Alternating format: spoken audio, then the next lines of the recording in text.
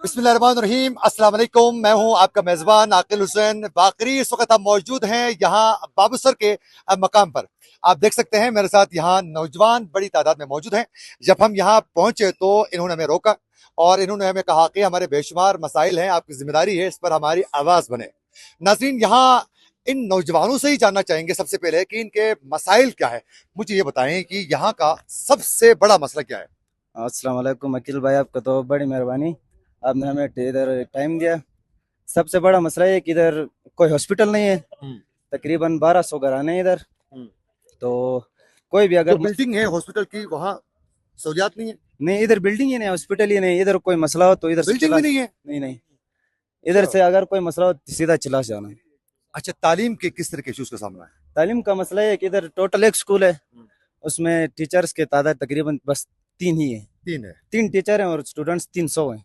300 है। जी बिल्कुल। अच्छा, मुझे ये बताएं सबसे पहले कि आपके एरिया में, इस एरिया में सबसे बड़ा मसला कौन सा है। इस वक्त हमारे इस एरिया में सबसे बड़ा मसला है बिजली का मसला है। बिजली और दूसरा मसला है पानी का मसला। पानी इधर दोनों साइड पे केनाल है, लेकिन जो हमारी मुकामी बस्ती है वहां तक पाइपलाइन के जरिए पानी नहीं पहुंचता है। यानी 1500-2000 फुट तो की बिजली बिल्कुल नहीं है इधर। बिजली इस वक्त इधर बिल्कुल नहीं है। नीचे आ गई, लेकिन इधर 2000 फुट का फासला है। लेकिन यहाँ पे हमने लोकल गवर्नमेंट को और पीडब्ल्यूडी की जो ठेकेदार है उनको हमने बताया। पिछले 5 साल यहाँ आप लोगों का मुंतखब नुमाइंदा कौन था। पिछले 5 साल में हमारा इधर हाजी शाबेक साहब था।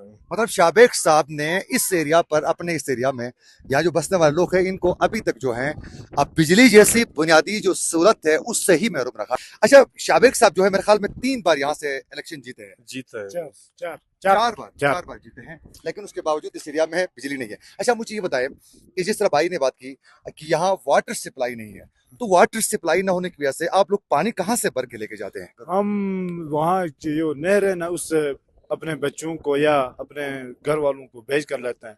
दूसरा सबसे खवातीन बड़ा वगैरह पानी लेकर आती हैं। दूसरा सबसे बड़ा मसाइल इधर ये है कि हेल्थ की कोई निज़ाम नहीं।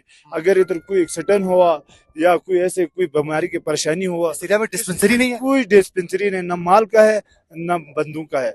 और इसके अलावा हमारा लिंक रोड है, कच्चा रोड है, वो हम इतना मुश्किल से उधर जाते हैं, उधर वापस आते हैं अपने बस मौत के साथ खेल करके।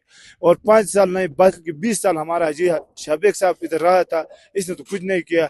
अभी फिर हाजी दिलपजीर साहब जीता है, अभी इसके भी हम देखेंगे क्या करते हैं क्या नहीं करते हैं। लेकिन हमारे लिए कोई सहूलत, कोई ऐसा पूछने वाला या कोई ऐसा बंदा अभी तक नहीं जो देखा। आपके मसाइल कर सके। एजुकेशन के हवाले से भी मेरे ख्याल में इश्यूज है। एजुकेशन के हवाले से बिल्कुल इधर कोई स्कूल का नाम ही नहीं है, नाम ही नहीं। बाकी तो छोड़ो, बिल्कुल सुकून नहीं है। बिल्कुल स्कूल नहीं। 3 महीने बच्चे। थोड़ा डाउन एरिया में है, लेकिन कितना दूर है यहाँ से। वो तकरीबन 5-6-7 किलोमीटर आगे है, लेकिन इधर कोई सहूलत नहीं है ना। यहाँ 7 किलोमीटर जो है वो इसलिए बहुत ज्यादा मुश्किल है कि बिल्कुल ये चढ़ाई देख सकते हैं और वो नीचे एरिया, वहां से यहाँ ये छोटे छोटे बच्चे जो हैं वो कैसे आ सकते हैं। ऑलरेडी इस वक्त हमारा डीएमएल जो रीजन है वो तालीम के एतबार से बेशुमार मुश्किल का सामना कर रहा है। यहाँ कई नौजवान मासूम, इस तरह के नौजवान जो बच्चे और जो लड़के हैं वो तालीम से महरूम है। मेरे ख्याल में हाजिर गुलबर साहब जो हैं वो अपने एरिया में लोगों को रिलीफ पहुंचाने में उस तरीके से कामयाब नजर नहीं आए। इसी तरह शाबेक साहब जो हैं 20 साल से हुकूमत करने के बावजूद जो हैं वो अपने लोगों को ये बुनियादी मसाइल और इन मसाइल को हल करने के लिए सहूलियात मुहैया करने में नाकाम नजर आए। बिलखुसूस हमारी यहाँ जो बहनें हैं, माएँ बहनें जिनके डिलीवरी का केस होता है, तो यहाँ बुनियादी सहूलियात न होने की वजह से डिलीवरी के मसले के लिए यहाँ से छिलास लेकर जाते हैं।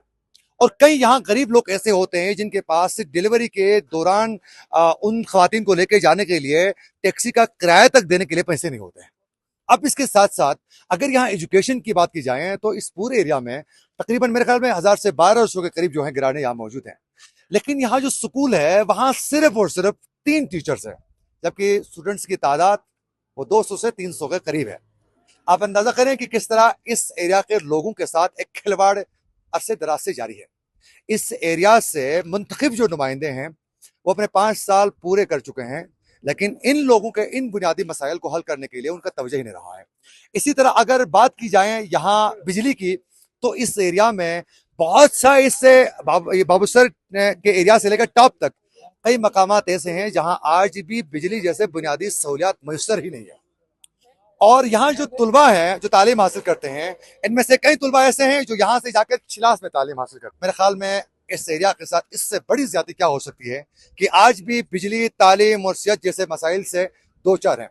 हम हुकूमत वक्त से इन तमाम नौजवानों के जरिए ये अपील करना चाहेंगे कि इनके बुनियादी मसाइल हल करने के लिए DMR के नुमाइंदे बिलखसूस पर फौरी तौर पर तवज्जो दें। और न्यू इस वक्त मुंतखब वज़ीर आला हम अमजद एडवोकेट से भी अपील करना चाहेंगे कि इस बार आपके 5 साल इक़्तिदार में DMR पर बिलखसूस इस एरिया के लोगों पर बहुत ज्यादा तवज्जो दी जाए। इसी के साथ अपने मेजबान आकिल हुसैन बागरी को दीजिए इजाजत। अल्लाह के बाद।